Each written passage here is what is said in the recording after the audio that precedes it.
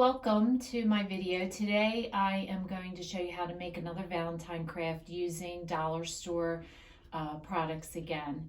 So let's get started. Okay, so the products I'm using today to do our garland, I found these in the dollar store. They're chalkboard tags. They come 4-piece to a bag, and I thought that they would make a great base for a garland. So I'm just going to put aside the strings. You could use them for something else, I'm sure. So there's 4 of these. The garland I already showed you. I used a dark purple and a purple stripe in a thick cardstock paper. The one I'm going to show you is demonstrating the same colors, only using pink.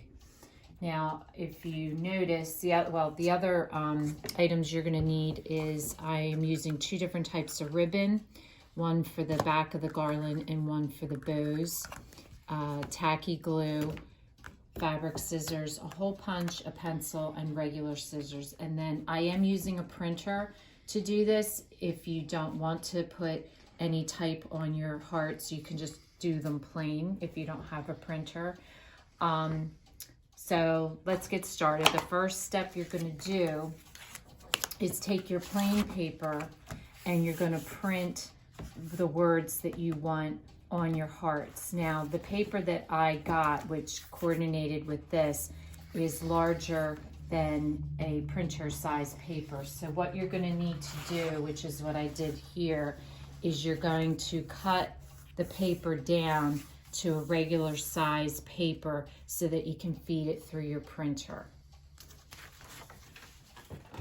So I'm just using a basic Word document, and I type my words in on the paper. Now what I always do is I always do a test run first to make sure that it comes out the way that I want it to come out. So I'll do a test run on a white piece of paper so I don't waste my good paper, and make sure that I've allowed enough space to be able to put my hearts on and cut it.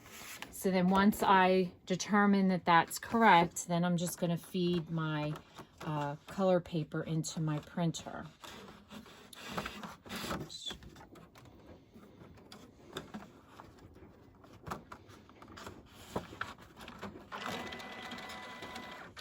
And then just print it out.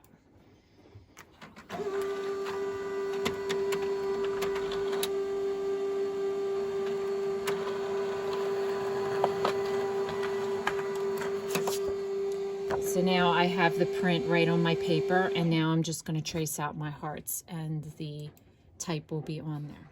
So now be aware of your pattern. I have a stripe, and I want my stripe to go up and down, so you want to make sure that you have your paper correct. And I'm going to do 2 hearts in my stripe, and then I'm going to cut out 2 hearts with the type on it.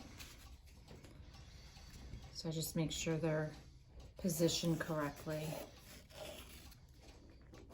And make sure, I forgot on that first one, make sure you mark the hole where you're going to hole punch so you can feed your ribbon through. Now with the typed ones, if it's a thin paper, I hold it up to a light and position my heart so I know exactly where it's located. With cardstock paper, you can't do that because it's too thick. So it's a little tricky to position it where you want it. So what I do is, this is the center of my heart, I center it to the type, and then I just slide it up where I think I'm going to want it.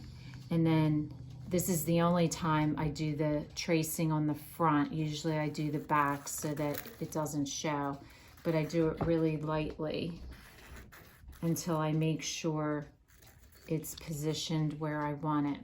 So that looks really good. I'm happy with that position. Once you have the one positioned, then the other one will be easy, because all you're going to do is put a straight edge across the top. I position the center of my V with the center of my type, and then just slide it up to where the other one is, so that way I have them positioned exactly the same, so the type is exactly the same on both hearts.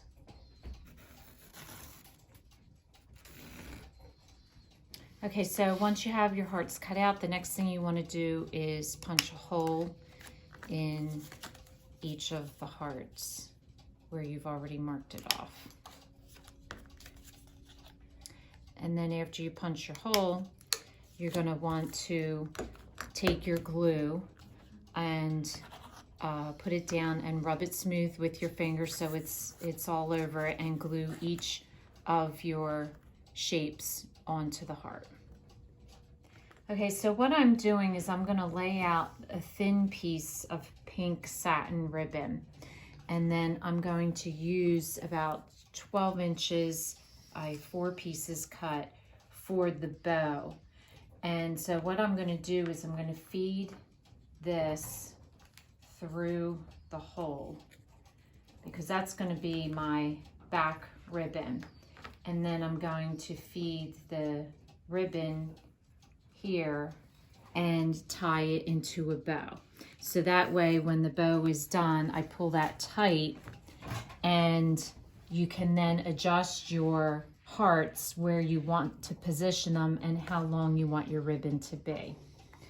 The only suggestion I have is if you're a novice crafter, I'm using gross grain ribbon, which is really hard to tie.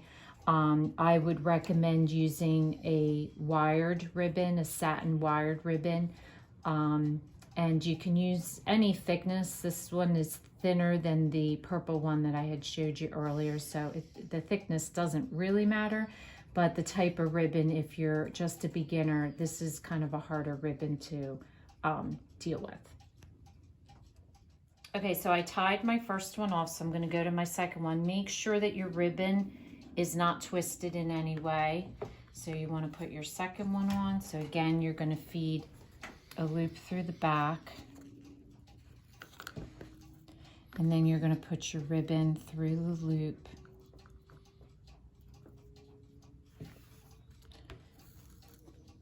and then you're going to tie it into a bow.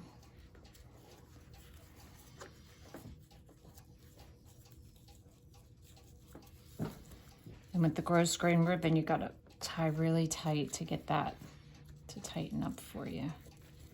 And then just adjust it back to where you want your bow to be.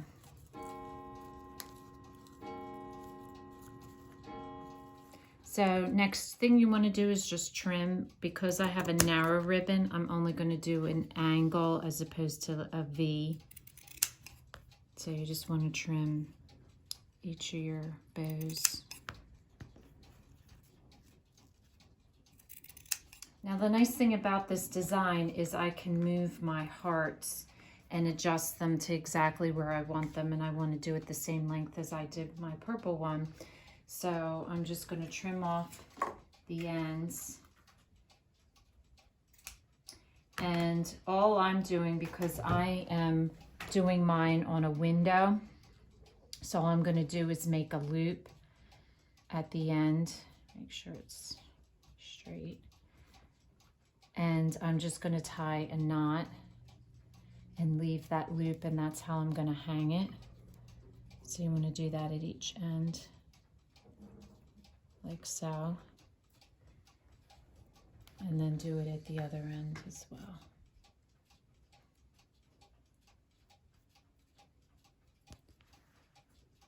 So how I'm hanging mine, and you can put the garland anywhere, but I thought this was cute, is I'm putting it on the curtain rod, and then I'm putting that down so that that keeps it from moving, and then I'm just hooking it onto the other side.